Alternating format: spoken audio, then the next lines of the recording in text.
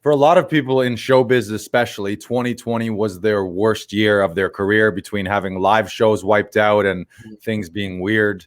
But I feel like you had probably maybe one of your best years, certainly TV film wise. I had a So you want banner let's year. let's talk about that. I know you shot a feature in, was it in Montreal? Do you shoot that Yeah, that's disaster, right. the disaster 2020 was feature? so wild, man. I taped that for that. I auditioned for that feature in at the beginning of 2020 before the pandemic. I think there were like whispers of like a mystery virus at the time. And then like a month later, everything was locked down. And then I learned that I got the feature like 6 months later or 7 months later. And then we shot it in November. So yeah, that will be Moonfall, directed by legend of destruction, Roland Emmerich. And whatever you think about his movies, I went to film school because I loved Independence Day so much. I thought it was just so charming, and it's like it's got that good American schlock in it. It's just so goddamn fun, and everyone's good in it. And I think the effects are really terrific. And I love aliens, and just even as a kid, I thought, wow, what a cool concept! These guys with their big, like city-sized spacecraft coming down. So that was really cool. I was in Montreal for like a month shooting that thing. I think 10 days of work, but there was a lot of like rehearsal stuff. There was stunts, and of course, because of COVID, everyone was like, okay, every shooting day, I'd shoot and then you had to go back to the hotel and sit.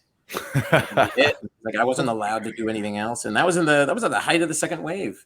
Right. And even before then, without that movie, it was like bombs away. I hate to say it. I think at the beginning of the pandemic, I had a movie, like a Christmas movie that was about to shoot that was canceled, that was postponed due to the pandemic. So there were like 2 to 3 months there that looked hairy for everybody, obviously, myself included. But then as soon as I knew I had work, as soon as things would open, I knew things would open. I thought, okay, at least I have that Christmas movie to look forward to, 4 days, whatever, of work, which is great. And, if you're an actor, especially union, a couple days of work is like, it's all the difference between, feast and famine. And so I think I did the CERB thing for like 2 months. And the thing with CERB is you couldn't draw on it if you made a certain amount of money. So as soon as I knew things were opening up and that movie was going to start in like July, I stopped CERB, and then just it was bombs away. It was like, there was I don't think it's aired yet, but there was an Odd Squad, and there was a couple Tall Boys, and there was a couple like other little things here and there. And I was like, okay, this is we're back. I guess the business is back. Film brings a lot of money into cities and like wherever they're shooting. It's crazy. So I think that's basically why they were like, oh, this is essential. It's not essential, but I guess it is too, because people love content. So I'm a little torn. Yeah, and But I mean, they also have the money to adapt to all the COVID protocol too, so right, they could afford to test and to have all the extra strict protocol and all that kind of stuff too. exactly. Actually, for Moonfall, I think I read that their budget went up by like almost 10 million, like between Right. 6 and 10 million, just to accommodate whatever that was. And that was like a success story too, but because I think they went the whole 60, 70-day shooting time with not one single case. And I remember one of my days, or a few of my days there, were like, it's this big NASA movie. So there's scenes of us in like that big NASA, picture it, big control room at Houston or whatever, with like 140 extras running around with their NASA badges and their suit and tie. They're doing their own thing. It's like that was a lot of people to be in a room with at the height of the second wave. And I remember remarking to myself that I'm going to get this thing. I'm going to get this virus, I think. And it's like, for sure, there's no way. But no, they went the whole time with not a single case. Asterix, they had one false positive and had to shut down for 2 weeks. Wow. But it turned out to be a false, like it turned out later that it was false positive.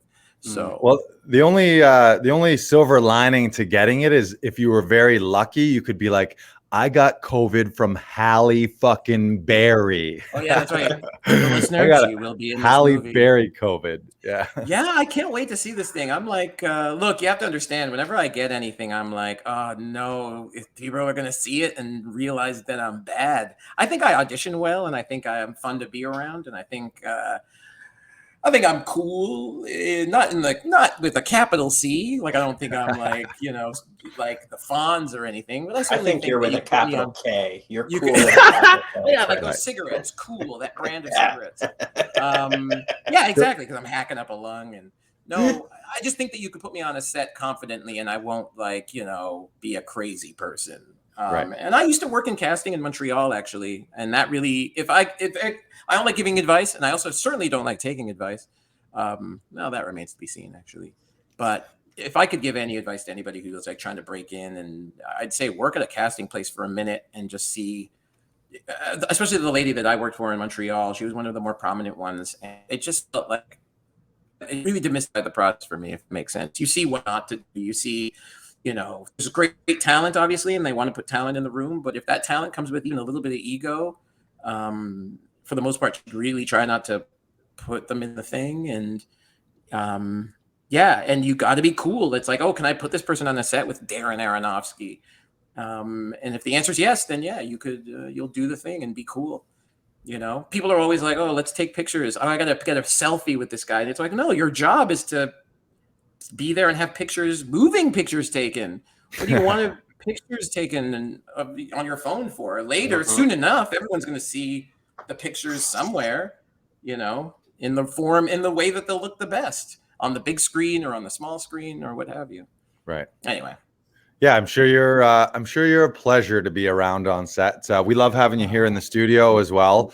And one thing I've told you this a few times, you're very, very quick at picking up the words, and even if you just got a script, your cold read skills are great. You're able to take it off the page and make it seem natural. I think part of that is from being on set and having the experience of maybe being in the makeup chair, and they're like, here are the new sides. We're not shooting the scene that we were supposed to. Here's the new stuff, or we rewrote it, or we're shooting tomorrow's stuff today. And you just kind of got to like quickly figure it out and get it. Yeah, trial by fire. You have to. Yeah.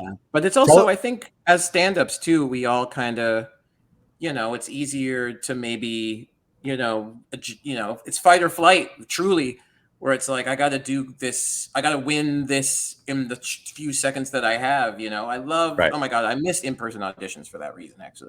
Right. I missed going into a room and make like me right away. Tell us a little bit about Australia, Chris. So you spent like what, 5-6 months in Australia shooting this new show?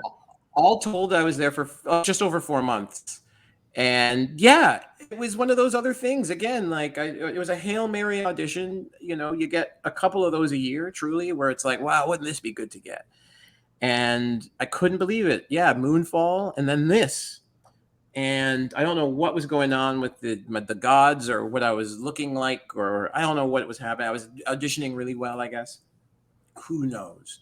But yeah, I was one of the least famous people in this cast for this new show that will come out. No, I mean, it's true. It's absolutely true.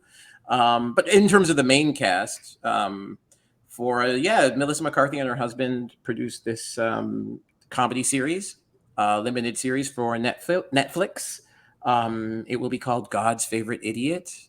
I don't know how to describe it other than Anna, the other person in the cast, who I affectionately say that we were the two least famous people in the cast. She's from New Zealand, and we took to each other right away because, it's not like I'm going to right away be calling up Melissa and hanging out.